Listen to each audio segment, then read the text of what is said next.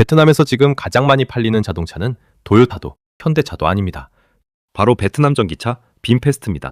2025년 한 해 동안 베트남에서만 17만 5천 대가 넘게 팔렸고 2026년 상반기에는 베트남에서 판매된 자동차 3대 중 1대 이상이 빔페스트였다는 집계까지 나왔습니다. 한때 오토바이의 나라로 불렸던 베트남에서 자동차를 만든 지 10년도 되지 않은 회사가 도요타와 현대차를 밀어낸 겁니다. 숫자만 보면 베트남판 현대차의 탄생처럼 보입니다. 그런데 정말 그렇게 볼 수 있을까요? 빔페스트 전기차의 품질은 한국의 아이오닉이나 기아 EV 시리즈와 비교할 수 있는 수준일까요? 이 차는 베트남이 독자적으로 개발한 자동차일까요? 아니면 해외 기술과 부품을 가져와 베트남에서 조립한 차에 더 가까울까요? 그리고 베트남에서 이 정도로 성공했다면 미국과 유럽에서도 같은 선택을 받았을까요? 오늘은 빔페스트가 불과 몇 년 만에 베트남 자동차 시장을 장악한 과정과 그 화려한 판매량 뒤에 숨은 이야기를 하나씩 확인해 보겠습니다. 빔페스트는 2017년에 설립됐습니다. 자동차 업계에서는 갓 태어난 아기나 다름없는 회사였죠. 그런데 속도는 무서울 정도였습니다. 2019년 첫 내연기관차를 판매하더니 2022년에는 갑자기 휘발유차 생산을 전부 중단하고 전기차 회사로 바뀌겠다고 선언합니다. 자동차를 제대로 만들어 본 지 불과 몇 년밖에 되지 않은 회사가 회사의 미래를 통째로 전기차에 걸어버린 겁니다. 당시 베트남은 전기차가 대중화될 만한 환경도 아니었습니다. 자동차보다 오토바이가 훨씬 많았고 전기차를 충전할 장소도 부족했습니다.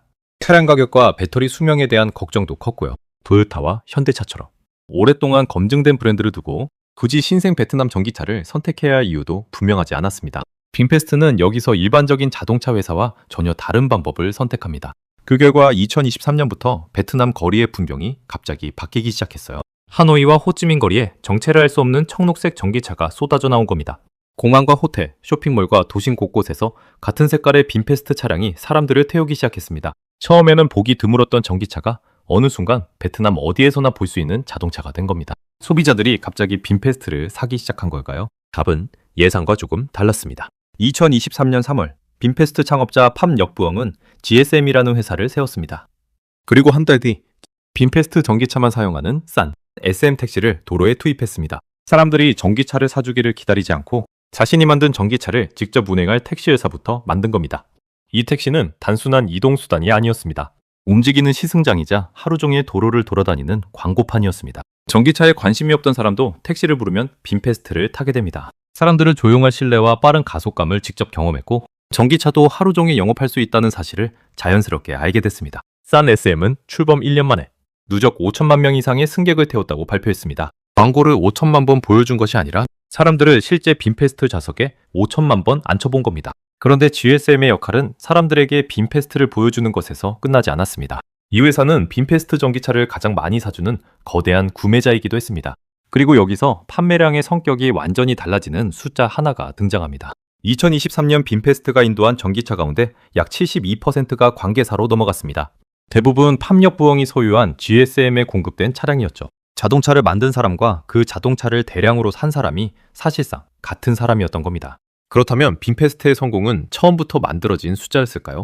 택시 회사에 차를 넘겨놓고 국민차가 됐다고 홍보한 것뿐이었을까요? 흥미로운 건 그 다음부터입니다. 관계사에 공급된 전기차 비중은 2024년 27.6%, 2025년에는 27.3%까지 내려갔습니다. 여전히 4대 중 1대 이상이 관계사 물량이지만 2023년의 72%와는 확실히 달라졌습니다. 택시 회사가 먼저 도로를 채우고 사람들을 전기차에 익숙하게 만든 뒤 개인과 외부 운송 사업자의 구매가 실제로 뒤따르기 시작한 겁니다. GSM은 판매량을 만들어준 회사이면서 동시에 실제 소비 시장을 만들어낸 체험장이기도 했습니다. 빔페스트는 충전 문제도 다른 회사가 해결해주기를 기다리지 않았습니다. 빔그룹은 V그린이라는 충전망 운영사를 만들고 베트남 63개 성과 도시에 자동차와 전기 오토바이용 충전 포트를 15만 개 이상 설치했다고 밝혔습니다. 비놈 아파트와 빈콤 쇼핑몰, 주차장과 주요 이동 거점에 충전기를 깔았습니다. 자동차 회사가 차를 만드는 데서 끝나지 않고 주유소 역할까지 직접 맡은 셈입니다. 여기에 무료 충전까지 붙였습니다. 구매 시기와 차종에 따라 차이가 있지만 개인 고객은 최대 3년 동안 충전비를 내지 않는 혜택을 받을 수 있었습니다. 베트남 정부도 전기차의 최초 등록세를 0%로 낮췄습니다. 현재 이 혜택은 2030년 말까지 이어질 예정입니다. 이 정책이 빔페스트에만 적용되는 것은 아닙니다. 하지만 이미 베트남에 공장과 충전망을 갖춘 빔페스트가 가장 빠르게 혜택을 흡수할 수 있었죠.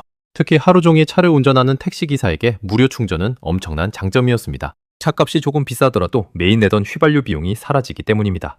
택시와 충전망이 길을 닦았다면 개인 소비자를 끌어들인 것은 작고 저렴한 전기차였습니다. 대표 모델이 VF3와 VF5입니다. 특히 VF3는 길이가 약 3.2m밖에 되지 않는 초소형 전기 SUV입니다. 테슬라와 경쟁할 고급 전기차가 아니라 오토바이를 타던 사람이 처음 살 수 있는 작은 자동차를 노린 겁니다.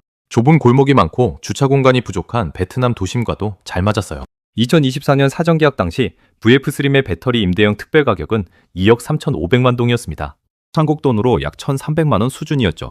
66시간 동안 들어온 예약은 27,649건이었습니다. 예약이 모두 실제 출고로 이어진 것은 아니지만 베트남 자동차 시장에서는 보기 드문 반응이었습니다. 2025년에는 VF3가 44,585대, VF5가 43,913대 인도됐습니다. 빈페스트의 대중화를 끌어낸 것은 비싼 대형 전기차가 아니라 이 두 대의 작고 상대적으로 저렴한 차였습니다. 그렇다면 빈페스트는 정말 베트남이 독자적으로 만든 자동차일까요? 결론부터 말하면 순수 베트남 기술로만 만든 차는 아닙니다. 초기 내연기관차는 해외 자동차 플랫폼을 기반으로 개발됐고 전기차 역시 설계와 배터리 등 여러 핵심 분야에서 해외 기업의 기술과 부품을 활용했습니다. 다만 이를 빈페스트가 하나의 자동차로 통합하고 베트남에서 직접 생산하는 구조입니다. 쉽게 말하면 모든 기술을 처음부터 개발한 회사라기보다 세계의 기술을 빠르게 흡수해 베트남 자동차로 만들어낸 회사에 더 가깝습니다.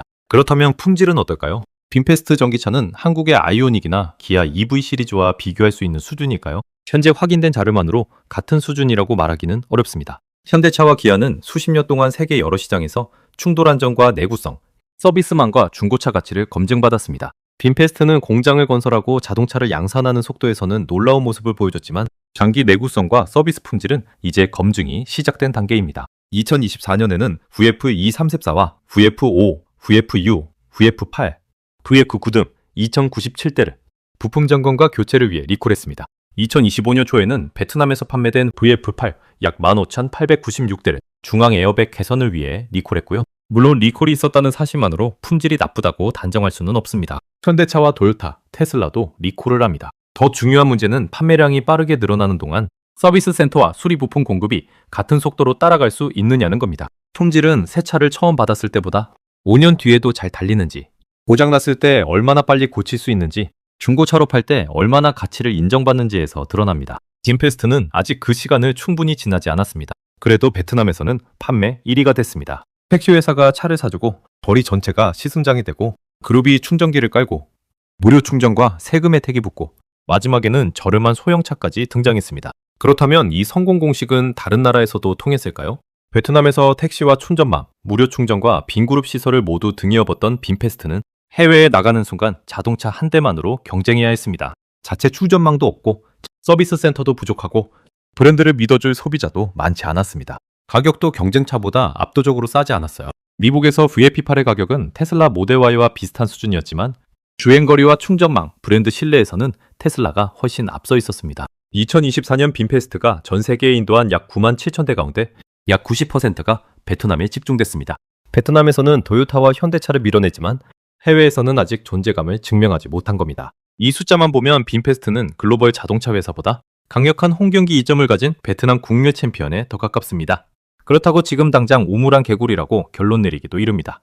한국 자동차도 처음부터 미국과 유럽에서 인정받은 것은 아니었습니다. 현대차가 미국에 진출한 뒤 품질과 브랜드 신뢰를 쌓는 데는 수십 년이 걸렸습니다. 차이는 빈페스트가 그 긴 시간을 버틸 수 있느냐에 있습니다.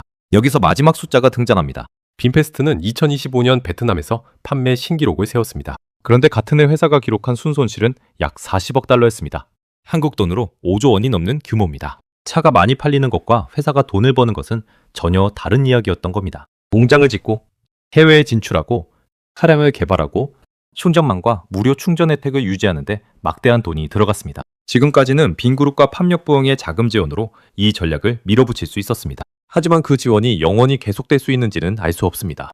결국 빈페스트가 만든 것은 단순한 전기차가 아닙니다. 자동차를 만들고 그 차를 사줄 택시 회사를 세우고 사람들이 직접 타보게 하고 충전망과 무료 충전까지 붙인 거대한 전기차 생태계입니다. 이 실험은 베트남에서는 분명히 통했습니다. 관계사 판매로 시장에 시동을 걸었지만 이후 개인과 외부 사업자의 구매도 실제로 늘었습니다. 빈페스트가 베트남 자동차 판매 1위가 된 것도 사실입니다. 하지만 해외에서도 통할 품질과 브랜드를 증명했는지 그리고 막대한 지원 없이도 이익을 낼 수 있는지는 아직 답이 나오지 않았습니다. 빔페스트는 베트남판 현대차가 될 수도 있습니다. 반대로 돈이 멈추는 순간 함께 멈추는 거대한 국내용 생태계로 남을 수도 있습니다. 17만 대라는 판매량보다 앞으로 더 중요하게 봐야 할 숫자는 따로 있습니다. 관계사 없이 팔리는 자동차의 수, 무료 충전이 끝난 뒤에도 빔페스트를 선택하는 소비자의 수, 그리고 자동차를 한 대 팔 때마다 회사에 실제로 남는 돈입니다. 빔페스트는 베트남이 만들어낸 기적일까요? 아니면 아직 베트남 안에서만 작동하는 가장 비싼 실험일까요? 오늘 영상은 여기까지입니다. 시청해주셔서 감사합니다.